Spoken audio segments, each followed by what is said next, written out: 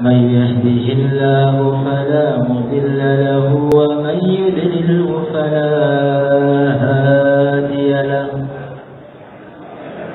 أشهد أن لا إله إلا الله وحده لا شريك له وأشهد أن سيدنا ومولانا وحبيبنا محمدا عبده ورسوله اللهم صل على سيدنا محمد قبل كل كلام اللهم صل على سيدنا محمد عند كل كلام اللهم صل على سيدنا محمد بعد كل كلام اللهم صل على سيدنا محمد عدد الأسماء والأبصار اللهم صل على سيدنا محمد عدد ما وسعه علم الله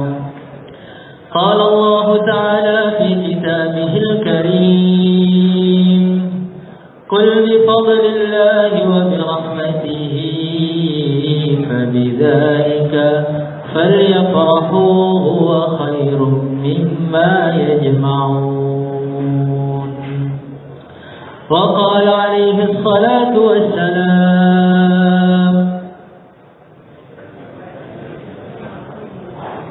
كل أمتي يدخلون الجنة إلا من أبى قيل ومن يأبى يا رسول الله صلى الله عليه وسلم قال صلى الله عليه وسلم من أطاعني دخل الجنة ومن عصاني فقد أبى.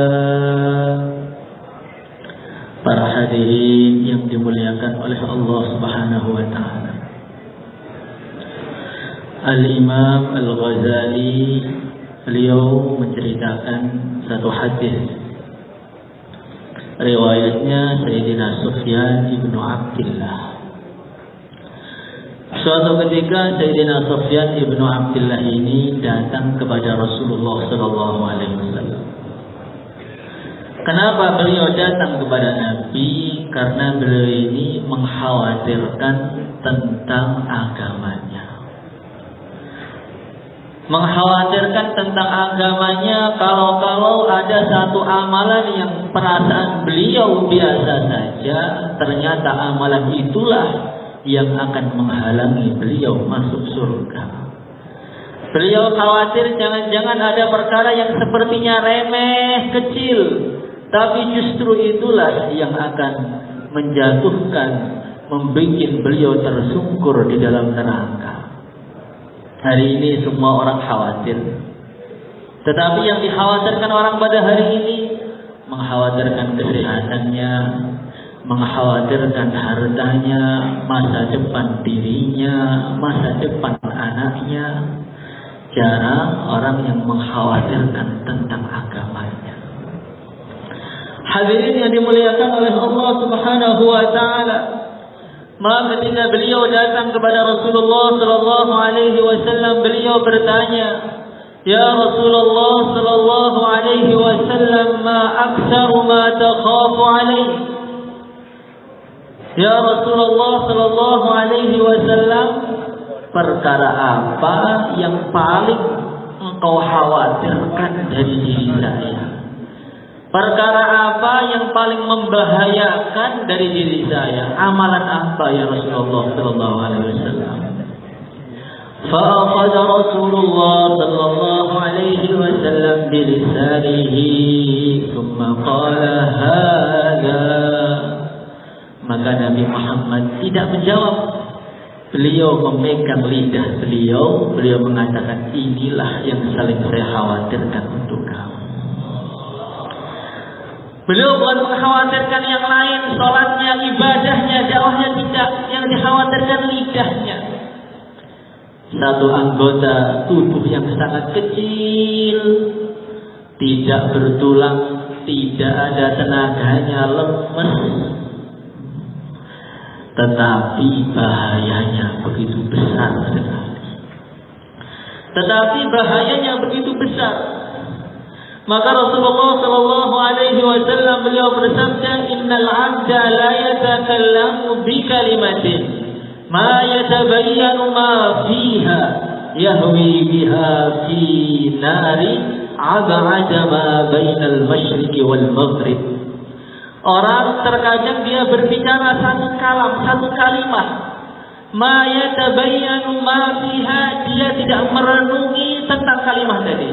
Ngomong biasa, ece-ecean, ejek-ejekan, gunjing dikit, fitnah sedikit kecil aja. Dia tidak menganggap la yara fiha ba'san, dia tidak menganggap kalimat itu bahaya. Ternyata satu kalimat yang dia ucapkan kurang dari 1 menit tadi menjatuhkan dia ke dalam neraka 70 tahun jaraknya ke dalam. Satu kalimat, ngomongnya sebentar, itu pun tidak terlalu berat. Perasaannya menghina orang itu juga biasa saja.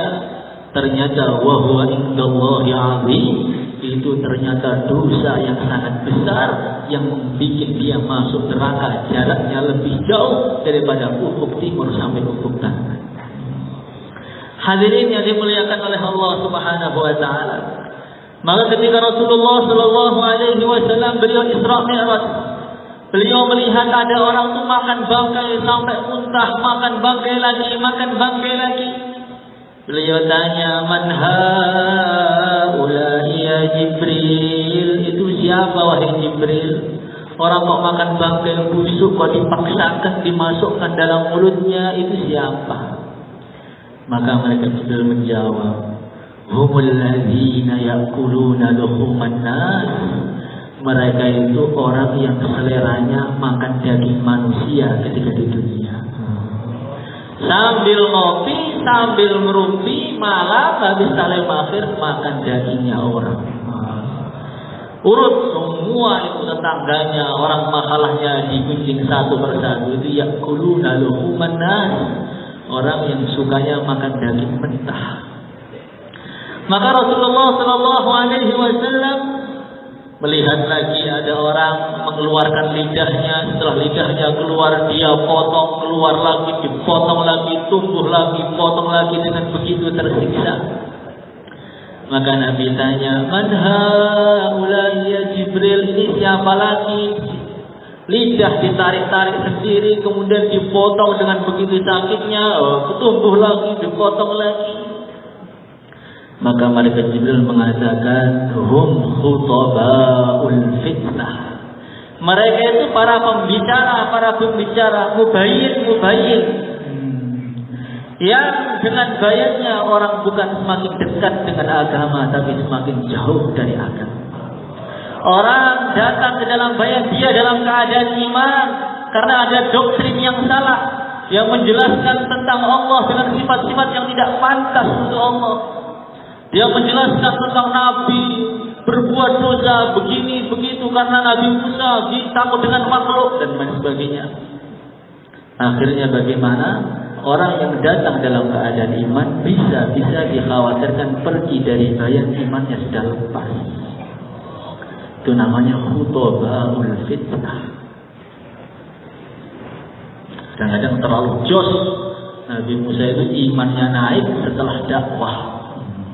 Sebelum dakwah itu imannya masih lemah. Ini namanya khutaba'ul fitnah. Hadirin yang dimuliakan oleh Allah Subhanahu wa taala. Dan menjaga lidah yang kecil ini sangat tidak mudah. Sayyidina Yunus bin Ubaidillah beliau mengatakan, "Inni wajadtu nafsi tahtamilu mu'anata siyami fil harri syadidi bil basrati wa la tahtamilu tarka kalimatin la ya'niha." Saya ini, tubuh saya, kata beliau, ini orang ahli mujahadah. Saya ajak puasa di tengah terik matahari yang begitu menyengat, begitu panas, tubuh saya kuat. Saya ajak itu malam tahajud mulai isya sampai subuh, tubuh saya kuat. Saya ajak zikir la ilaha illallah pagi sampai sore, kuat. Tapi tubuh saya ini saya ajak untuk menahan dirinya dari berkata yang tidak bermanfaat, gak kuat. Maknanya bagaimana kata para ulama? Ada orang-orang itu ahli korban. Dia kalau naik turun 4 bulan itu bisa kuat. Jalan kaki, naik gunung, turun gunung, kena hujan, kena sengatan matahari, kuat. Tidur pinggir jalan tanpa alas, kuat. Tetapi dia tidak tahan mulutnya untuk tidak menggunjing orang. Berat ini. Lebih berat daripada jihad fisabilillah. Lebih berat daripada tarawih itu yang 30 juz yang mulai isya selesainya subuh. Ada orang-orang sini tarawih itu habis isya azan subuh baru selesai 30 juz. Itu masih ringan. Lebih berat menahan lidahnya dari perkara yang tidak ada manfaatnya. Hadirin yang dimuliakan oleh Allah Subhanahu wa taala. Kenapa berat? Karena manusia itu dituntut untuk menjawab. Ada orang yang fitnah, dia harus bisa menjawab. Ada orang melecehkan, dia harus menjawab. Ada orang menghina, dia harus menjawab. Dituntut menjawab, jawab. Kalau bertahan itu susah. Masya Allah, ada Syekh Yusuf As-Susi. Beliau cerita, ada seorang wali Allah yang sangat terkenal sekali. Wali Allah yang sangat terkenal sampai kewaliannya itu ke pelosok-pelosok desa, semua orang tahu kalau dia wali besar. Walinya luar biasa. Maka ada satu orang pengen minta amalan kepada wali tadi. Pengen ngecek ini seorang ulama, seorang wali yang tersohor ini amalan hariannya itu apa? Akhirnya dia datang mau salam ke rumahnya. Belum sempat salam, mendengar istrinya itu teriak, marahin suaminya. Marahinnya bagaimana? Ya Murai, lau aliman nas minka ma'alam, la rajamuka bil khijarah. Wahai ulama yang tukang riak, kamu itu kan bagus di depan santri kamu.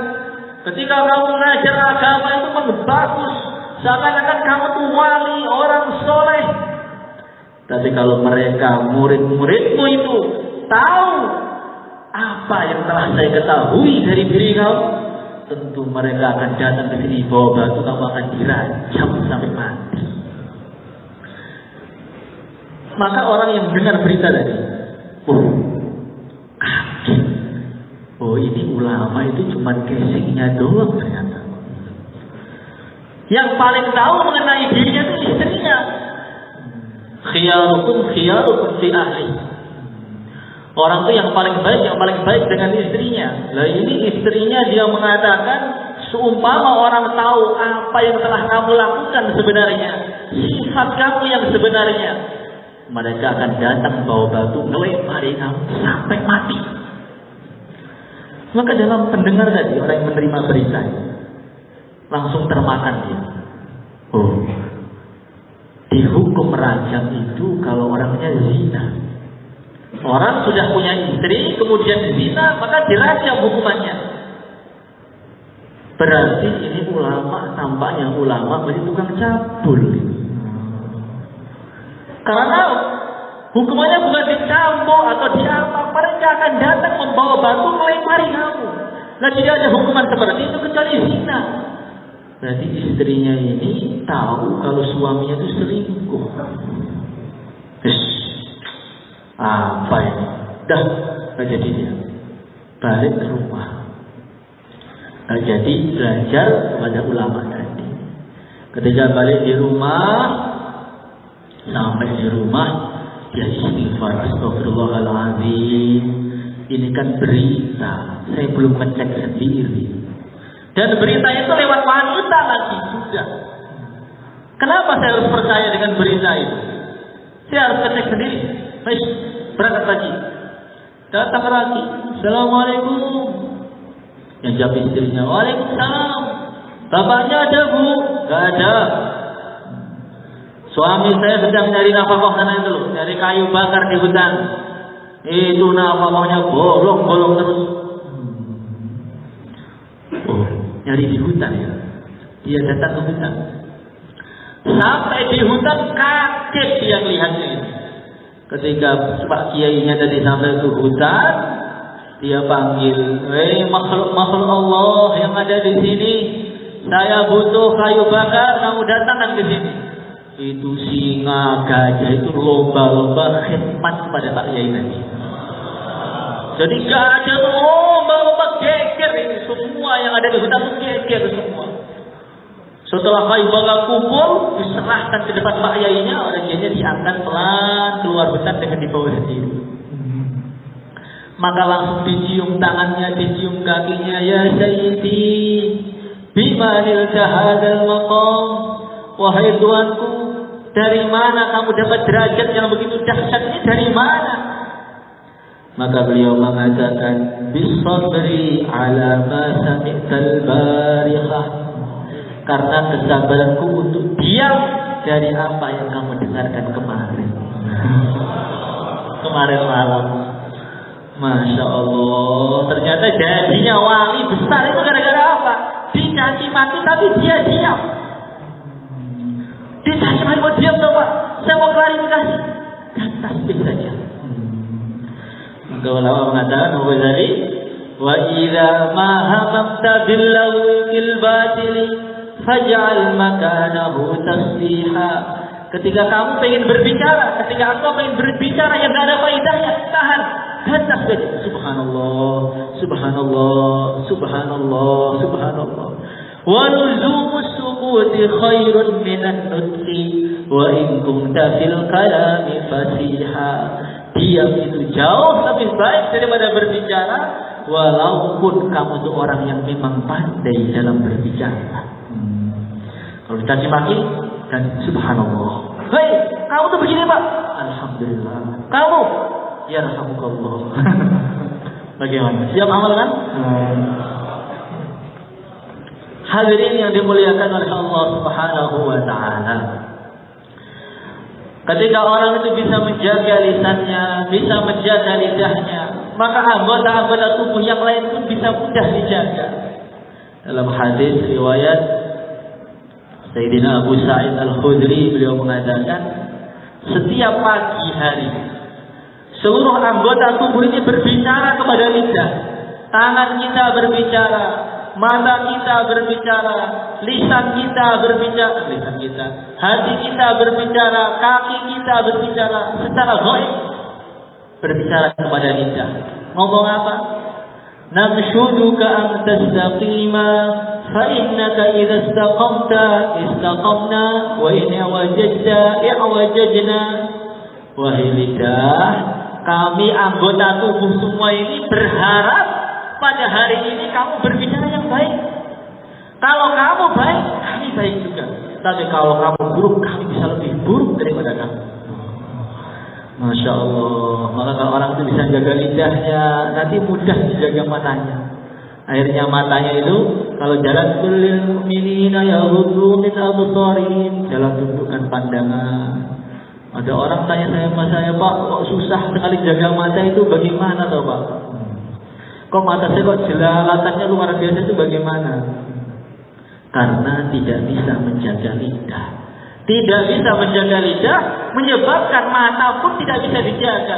Kalau orang sudah tidak bisa menjaga matanya, nazratun ila mahasinil mar'ah sahmun masmumun min sihani iblis, kata Nabi. Kalau orang itu melihat perempuan yang bukan mahramnya, maka dia mendapat satu panah yang beracun dari panahnya iblis. Faman tarakaha adzaqahu Allah halawata ibadatin tasurruh. Kalau orang bisa menjaga matanya, Allah akan beri hadiah dia kenikmatan dalam ibadah. Orang itu banyak sekarang itu sholat terus, talim terus, tapi nggak nikmat. Kenapa? Karena dapat panah dari panahnya iblis tadi. Sehingga hati itu terkena panah lagi, dipanah lagi, bukan terpanah. Terpanah itu bukan terpanah dengan panahnya iblis. Hadirin yang dimuliakan oleh Allah Subhanahu wa taala. Kalau orang itu bisa menjaga lisannya, nanti dia juga bisa menjaga hatinya. Maka Sayyidina Malik bin Dinar beliau mengatakan, "Idza ra'aita qasawatan fi qalbik wa wahnan fi badanik wa hirmanan fi rizqik fa'lam annaka qad takallamta ma la ya'ni." Idza ra'aita qasawatan fi qalbik, kalau kamu merasakan hati kau itu terasa gelap, itu kenapa coba? Gelap itu bagaimana? Gelap itu hatinya tidak bisa menerima perkara yang hak, itu namanya gelap. Kalau ada orang nasihat yang hak, akan dimasukkan ke telinga kanan, dikeluarkan ke telinga kiri. Itu namanya hati gelap. Hati gelap itu bagaimana? Hati gelap itu kalau mendapatkan itu tawaran-tawaran agama, janji-janji Allah, itu tidak tertarik. Disebutkan barang siapa baca subhanallah dapat pahala ini, barang siapa baca ini dapat surga ini, malah ditinggal tidur. Ini namanya hati gelap. Hati gelap itu tidak tertarik dengan janji Allah. Janji Allah itu biasa. Itu namanya hati gelap. Tetapi kalau dikasih tahu tentang janji makhluk, kalau kerja dapat begini, perfect semuanya. Tapi kalau sudah mulai innal hamdalillah hadis, itu sudah mulai iman kita ditingkatkan, tetap tidur. Itu namanya hatinya gelap. Hatinya gelap itu bagaimana? Hatinya gelap itu hati yang tidak pernah takut dengan ancaman Allah. Diancam neraka, diancam nanti azab kubur, itu biasa saja. Bahkan di tengah-tengah ancamannya dia bisa minum kopi. Masya Allah. Jangan Pak, itu haram. Nanti tobat gampang. Maka malaikat-malaikat itu aneh dengan manusia itu aneh. Malaikat itu aneh. Anak Adam itu aneh betul. Itu disiapkan surga yang begitu megah setiap harinya itu. Mereka itu nggak pengen. Di bawahnya tuh ada neraka yang begitu ngerinya loh, nggak pengen, nggak takut. Surga juga nggak pengen, neraka juga nggak takut. Lalu terus bagaimana? Masya Allah. Wa khirlanan fi rizqik, tubuh itu ngerasa berat. Masya Allah. Dengar azan itu bisa akad itu kayak berat. Kenapa?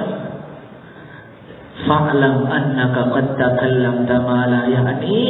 Banyak ngobrol ngalor ngidul yang enggak ada fadilah dan enggak ada pahalanya. Masya Allah. Maka orang beliau mengatakan kalau orang itu bisa menjaga lidahnya dari perkara yang enggak manfaat, ditahan. Nanti dia akan merasakan kejernihan hati. Kalau orang sudah merasakan kejernihan hati itu sudah gak bisa berhenti amal itu. Akan merasakan bagaimana rasanya nikmatnya sholat. Akan merasakan bagaimana rasanya cinta kepada Allah. Kalau orang sudah merasakan cinta kepada Allah itu sudah dunia itu gak ada yang enak. Sayyidina Zunnun al-Misri beliau mengatakan, saya datang ke Makkah al-Mukarramah. Ini ada orang badannya tergeletak, kayak sudah jadi bangkai, banyak luka-lukanya. Dia nangis terus, nangis, gak henti-hentinya.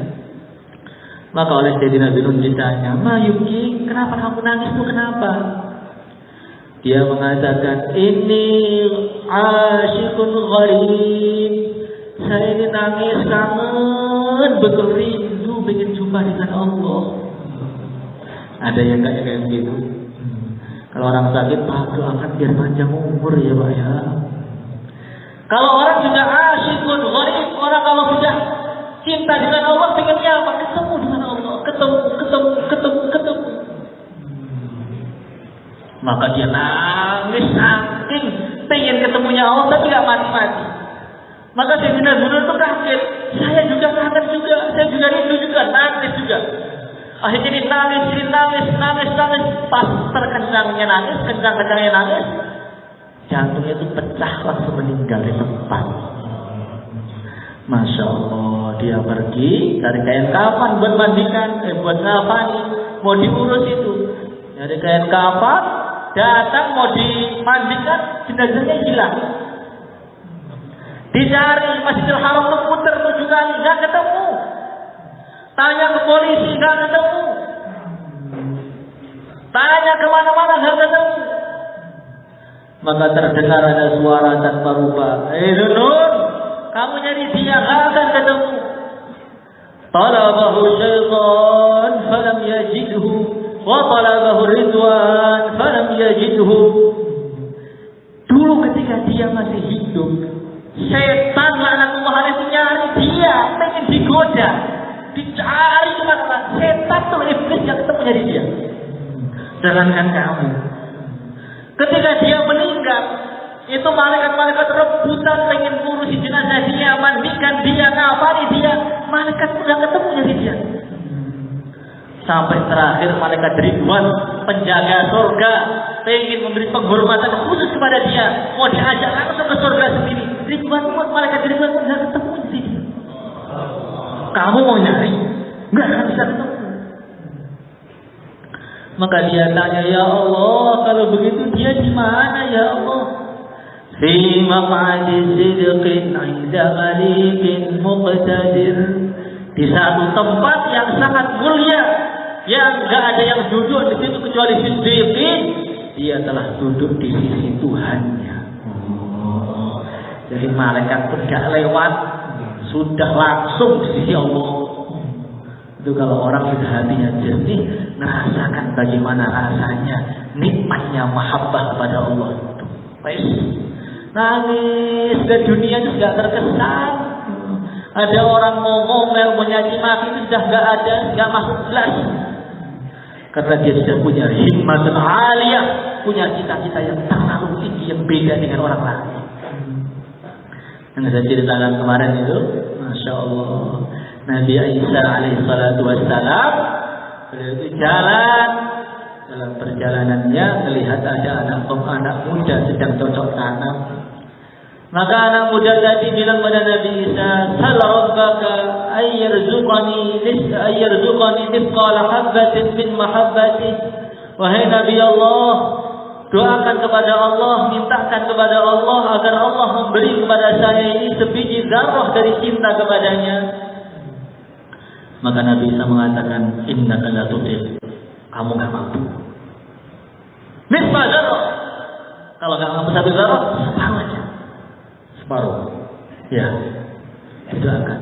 Allahumma rizqhu nisbah zarratin min mahabbatik. Ya Allah, berilah rezeki kepada dia ya Allah. Separuh biji zarrah dari cinta kepadamu ya Allah. Ditinggal pergi. Setelah ditinggal pergi, setelah berapa waktu yang lama, Nabi Isa melewati tempat yang sama. Ternyata bagaimana? Dia tanya kepada orang-orang, mana orang di sini yang kemarin dulu itu, mana anak muda itu? Sudah gila ya Nabi Allah. Dia gila dan pergi nggak tahu kemana. Sejak kau doakan, saat itu juga dia gila dan dia pergi. Maka Nabi Isa doa, ya Allah, tampakkan kepada saya tuh ya Allah itu di mana, atau letaknya dia itu di mana. Setelah ditampakkan itu kasar kelihatan itu.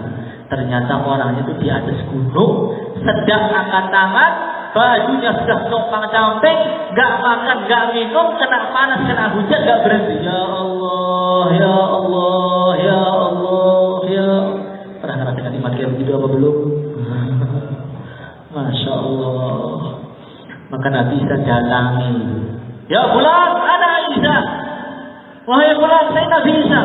Lihat saya. Terus dia. Ya Allah, ya Allah, ya Allah, ya Allah. Fulan, ana Isa. Terus. Ya Allah, ya Allah, ya Allah. Dibentak oleh Nabi Isa. Terus. Ya Allah, ya Allah. Maka terdengar suara tanpa rupa. Suara tadi mengatakan, Ya Isa, akaifa yasma'u kalam al-a'jamin man kana fi qalbihi nisba dzarratin min mahabbati. Wahai Nabi Isa, bagaimana mungkin seseorang itu bisa mendengarkan kalamnya anak Adam kalau dalam hatinya ada separuh biji dzarrah dari cinta pada Allah. Separuh biji zarrah saja sudah tidak dengar kalamnya anak Adam. Wa izzati wa jalali law qatta'tahu bil minsyar lama alimah. Seumpama kamu cincang-cincang tubuhnya pakai gergaji, dia tidak akan terasa. Kalau orang dapat mahabbah itu begitu.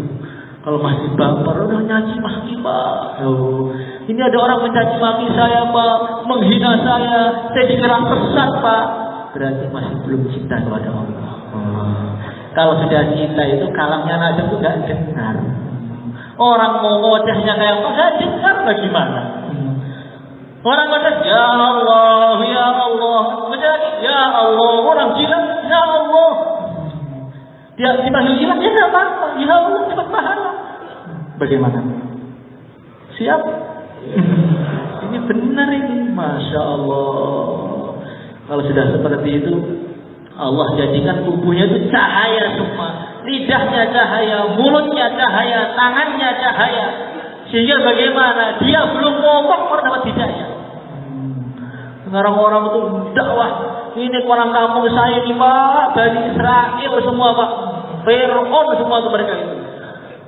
Kalau kita memang terang betulan, mereka itu akan mendapat cahaya dari kita sendiri. Jadi jangan nyalahkan orang, tapi nyalahkan diri kita sendiri. Hadirin yang dimuliakan oleh Allah SWT, itulah himmah aliyah itu seperti itu.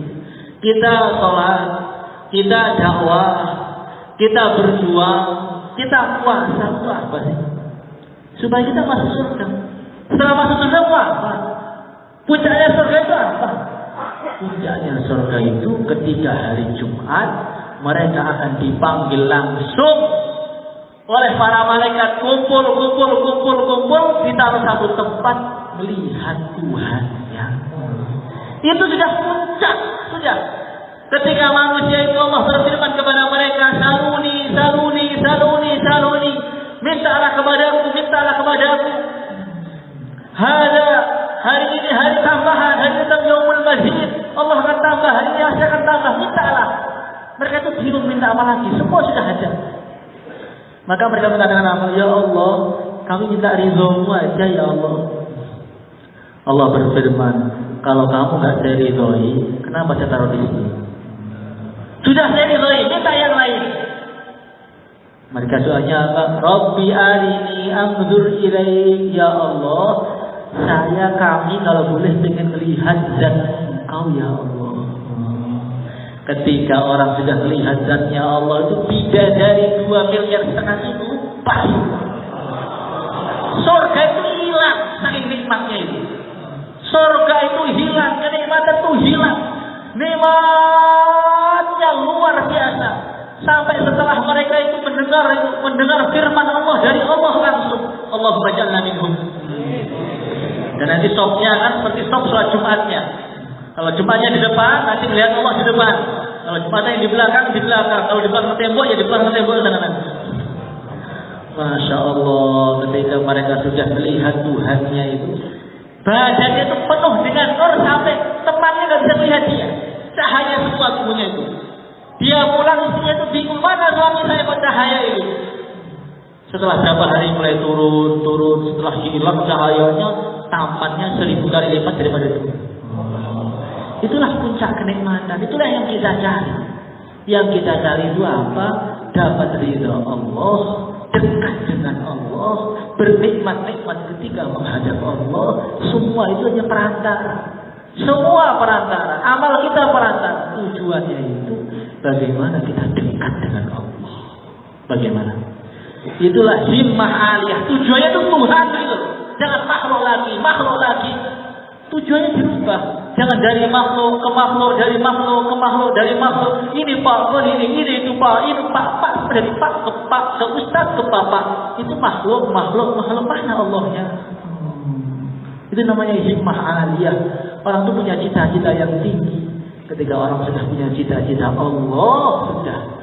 Nanti semangatnya itu bukan jos-josan. Semangatnya itu karena cintanya sudah. Kalau sudah karena cintanya tidak bisa dihentikan oleh siapapun. Walaupun semua sudah nyaci mati dia tidak akan bisa berhenti. Orang loh dia nggak nyari apa-apa, nyari Allah. Dia itu nyari Allah, bukan nyari apa. Jadi kalau ada orang nyanyi mati, dia siapa? Saya nyari Tuhan saya, Allah. Yang penting amal. Fokus amal, fokus dakwah, fokus hidupkan masjid sudah. Tahan lidah kita dari berdebat, tahan lidah kita dari menghabiskan waktu yang tidak ada faedahnya, tahan diri kita dari mengunjing orang, itu merugikan. Setan itu pinter. Orang kafir itu pahalanya banyak, sibuk amal. Setan itu pinter. Gimana amalnya biar habis? Pagi, lalu taklim, sudah khususi, sudah ini. Setan itu paham. Kalau saya biarkan bisa dapat fi maqadisikin damarikin muktadir nanti. Maka setan itu ngerjain orang taklim itu bagaimana? Dibikin amalan yang sedikit aja tapi pahalanya hilang. Apa itu mengunjing orang? Dikit pahalanya hilang. Masya Allah. Sudah letih 4 bulan setiap tahun, 8 jam, 12 jam atau 15 jam setiap hari, sampai luar biasa itu. Ternyata gunjing 2 menit, dikirim semua pahalanya. Masya Allah. Maka jangan kalah pintar dengan setan ini, jangan kalah pintar. Semuanya perkara yang akan menghabiskan pahala kita. Tahan, akan menghabiskan pahala kita. Tahan, yang dibikin pahala. Ngomong-ngomong melecehkan, ngomong-ngomong perdebatan, ditahan. Fokus amal, fokus dakwah, nyari ridho Allah, mati dalam keadaan iman, insya Allah.